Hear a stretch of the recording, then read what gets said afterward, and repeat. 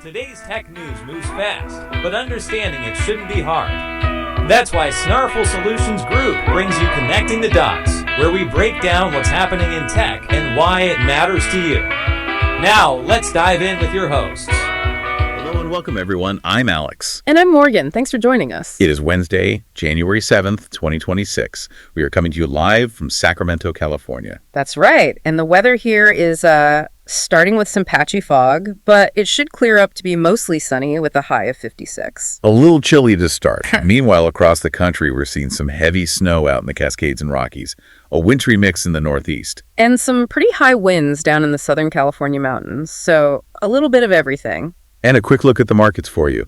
The Dow Jones closed yesterday at 49,370, down just a bit, about 0.29%. The S&P 500, though, edged up slightly, closing at 6,952. That's up 0.11%. And in the crypto space, Bitcoin took a bit of a dip, down almost 2%, closing at 91,862. And those numbers actually tie in really well with the stories we're getting into today. Before we do, though, a quick shout out to our sponsor, Old Glory. Yes, if you are looking for some really iconic music and sports fan merch, they have you covered. It's perfect stuff, especially if you've got techie friends who are also into, sports or music. Great for the holidays. Absolutely. You can find it all at oldglory.com. And if you use the promo code SNARFL at checkout, you'll get 15% off your entire purchase.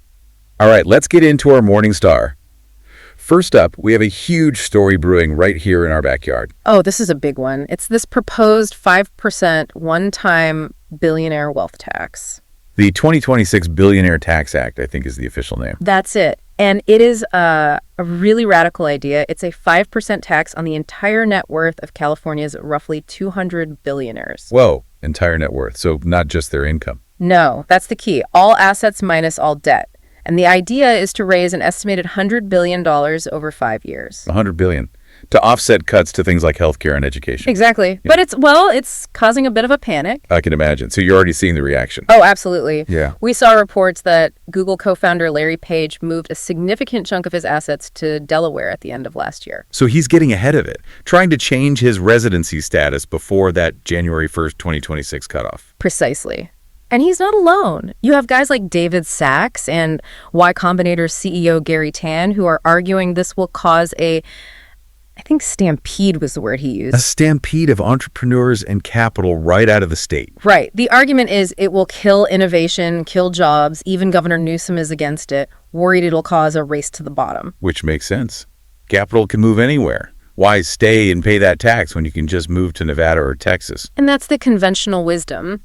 But this is where the story gets really interesting. Okay, I'm listening. Jensen Huang, the CEO of Nvidia. One of the wealthiest people on the planet. Yeah. His net worth is what, 160 billion? Something like that. Right. Which means this tax could cost him over $8 billion. $8 billion. So he's leading the charge out of California. No, that's the twist.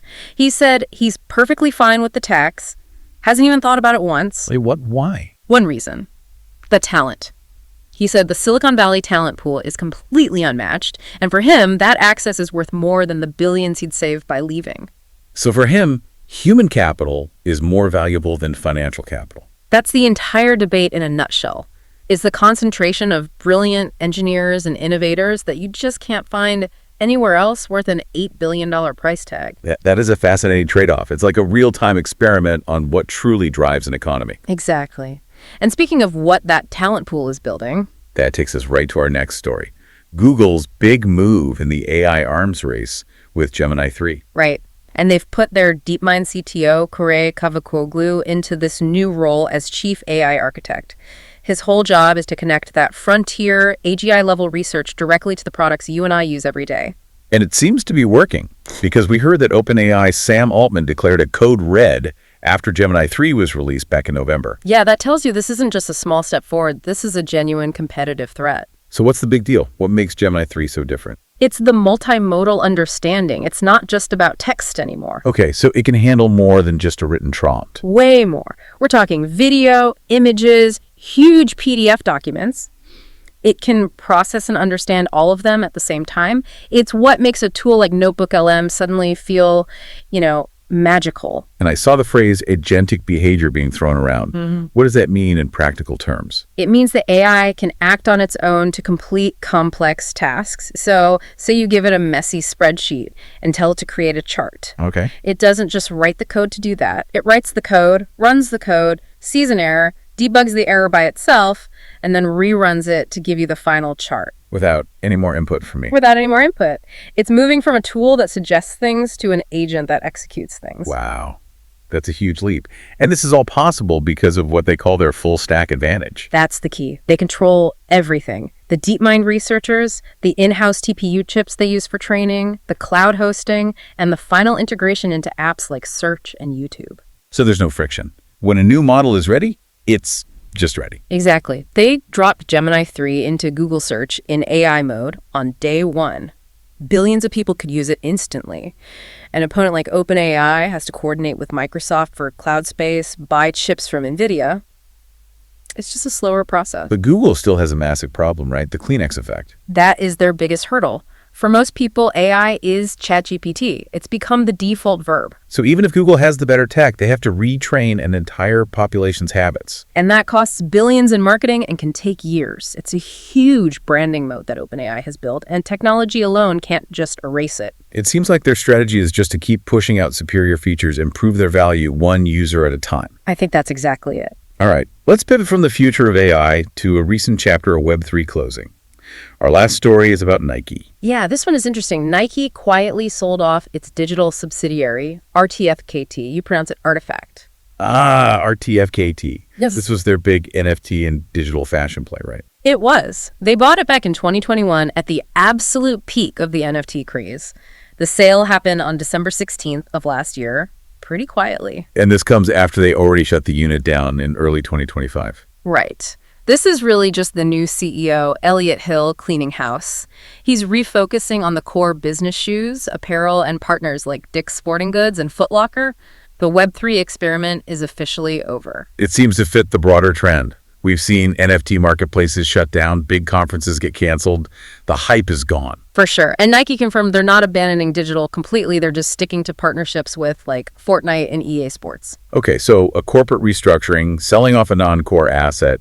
Usually that would mean the asset itself is seen as, well, worthless. You would think, but that's where the story gets weird and, frankly, pretty surprising. What happened? The moment the sale is announced, the price of the main NFT collection associated with RTFKT called Clone X. Oh, yeah? It jumped over 200%. 200%. Are you serious? The trading volume spiked something like 8,000%. It was an incredible reaction. The floor price went from about 0.1 Ether, which basically signals abandonment, to over 0.3 Ether almost overnight. That makes no sense. Why would investors get excited that a global mega brand just dumped their project? Because the community saw it as a liberation. A liberation. Yeah. The thinking is that Nike's corporate structure, the bureaucracy and the focus on selling physical shoes, was actually holding the digital collection back. So they're betting that a new, more focused team can do a better job. Exactly. They believe the assets are more valuable without Nike. It's this hope for a new vision. It's a really powerful lesson in how decentralized communities view value.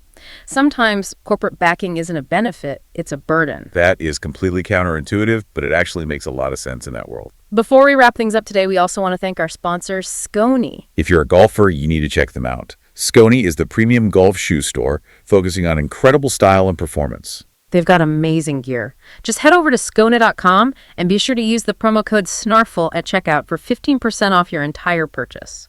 All right, so today we saw 3 huge stories connecting in some fascinating ways. We started with the wealth tax drama here in California, pitting the value of financial capital against the irreplaceable human capital that someone like Jensen Huang is betting on. Then we looked at Google's Gemini 3 and how their full stack advantage allows them to push AI into a new agentic phase, even while they struggle against OpenAI's massive brand recognition. And we wrapped up with Nike's exit from NFTs, which sparked that massive counterintuitive price surge for Clone X, showing that for some digital assets, independence is more valuable than a corporate parent. It just goes to show how technology, policy, and human psychology are all tangled together. So here's a final thought for you to chew on. If Jensen Huang is right and Silicon Valley's true, lasting value is just its concentration of talent. Can any tax or any policy really break that up as long as it's the place where the most exciting work is being done? We're here to help at Snarful, so reach out on our website if you have any more questions. That's a wrap on today's top stories. Remember, tech doesn't have to be complicated, and we're here to help connect the dots. If you've got questions or want to learn more, visit us at snarful.com. Thanks for listening, and we'll catch you next time.